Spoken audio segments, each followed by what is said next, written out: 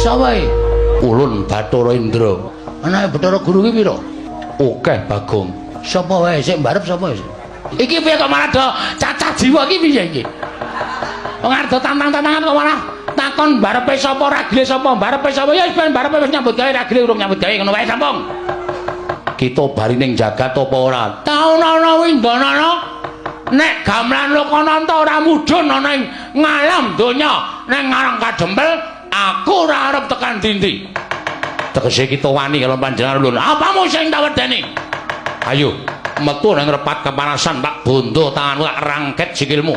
Tak lebokake ning kawah Candra Dimuka. Oke dikira aku wedi kok karo kowe. Apa dikira aku wedi karo kowe? Truk, Bathara Indra tandangi, aku sing nandangi Bathara Guru. Yo, manut lele.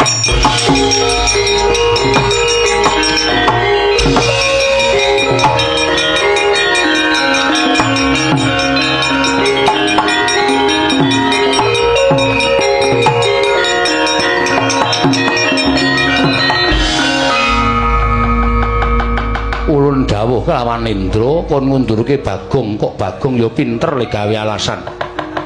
Isih tetep neng kene. Lah cah pinter ya cah cerdas e. Bagong, "Non, sapa niki?" "Ya Madipati. Dewa tukang jabut nyawa." "Sampeyan tak sampe-melu. Apa dikira wau kula wedi karo sampeyan, terus saniki sampeyan ngelekke karo kula terus aku dikira wedi karo kowe wae?" Hah? Jabutan nyawane Bagong.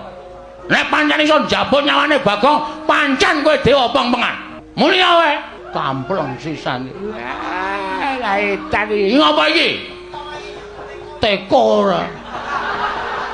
Melu-melu lan iki kewangi karo kowe. Dawuh karo Adi Prabu Bathara Guru supaya maring aku ngambil. Ya kuwi gamelan Lokananta aku tak uring-uring. Aku nek nesu sapa-sapa tak uring-uring kok. Ora peduli ngewangi aku apa ora. Aku nesu ngene iki. Bagong aja kaya ngono. Mboten, pokoke kula kudu tetep njaluk gamelan Lokananta. Nek ora diparengake tetep kula ajeng ngamuk teng kayangan. Kita ora wedi karo Kawah Candra Dimuka. Mboten. Kawah Candra Dimuka niku ngerti karo kelakuane titah. Dadi nek umpama ana titah sing tumindake apik, cemplungke teng kawah ming merga saka karep sampean, merga sampean sengit karo titah wau, Kawah Candra Dimuka ora ngobong karo titah mau, mesti ora kobong. Nyemplung kawah ya kaya ning gedaratan, kaya ora kena geni. Ning nek pancen wong niku dosa tenan, ora usah cemplungke kawah, deleke nggon pinggir wae mateng menungsane. Ning gandeng Bagong niki rumangsa kula ora salah.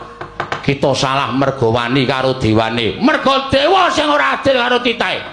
Sebab apa sampean bedak-bedake karo Semar? Semar ngrekoso ning jagat ming kepengin nyuwun ngampil gamelan.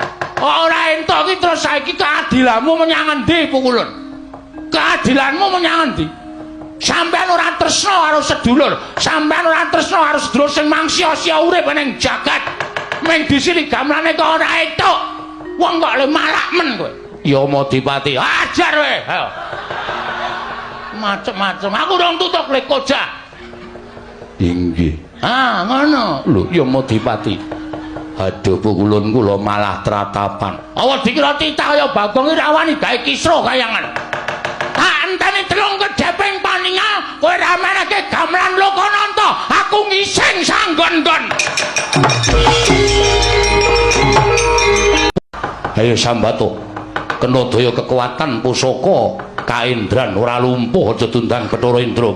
Ayo, aku culke kae ana kekuatan Bathara Indra sak asik kayangan. Wih lah suarane Bagong kok isih kaya ngono. Sapa kuwi? Bathara Brahma. Weh. Kowe dewa apa kowe? Dewa geni. Nek aku cilireke. Lho. Dewaning geni kok cilirek. Mesti kowe kejaba kowe gas bareng to kowe. Wah, Bagong iki pancen omongane nganyelake. Sapa kowe, Truk? Bet ketoke ya Madipati, aku nyawang saka kene kok sandangane. Kae ra sakon melu-melu kok njabut nyawa cilaka, Truk. Ayo Sambato, kowe ora iso glawat tak jabut nyawamu. Truk. Kirim SMS karo Semar. Lho. Tanganku ora iso obah lho kok. HP iki ning ngesak, ning ora iso obah. Nek iso aku kirim SMS karo bapak, Pak, aku tulungono bapakmu sing munggah kayangan ngamuk. Piye ya carane iki? Ha wis sak di pasrah wae iki ora iso piye-piye iki. Wah cilaka tenan iki. Yai Bathara Brahma, Yai Bathara ya Madipati. Petruk dibondo tangane Bagong, bondo tangane aturke Sang Hyang Jagat Girinata. Ya, ngestoke dawuh Kakang Bathara Indra.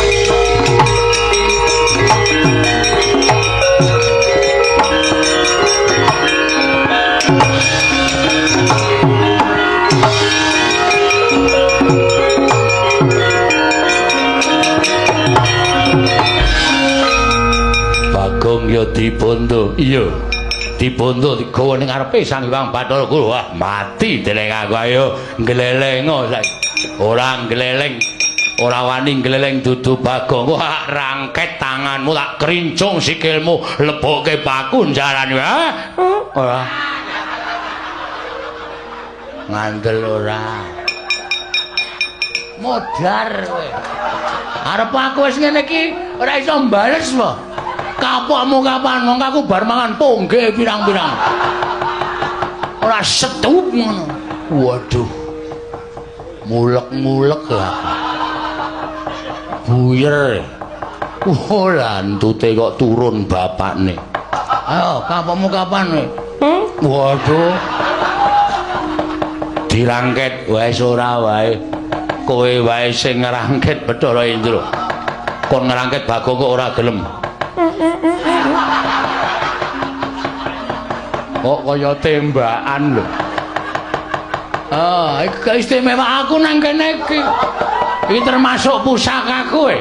Ngampet ambegan Bagong diboyong ngarepe Hyang Bathara Guru.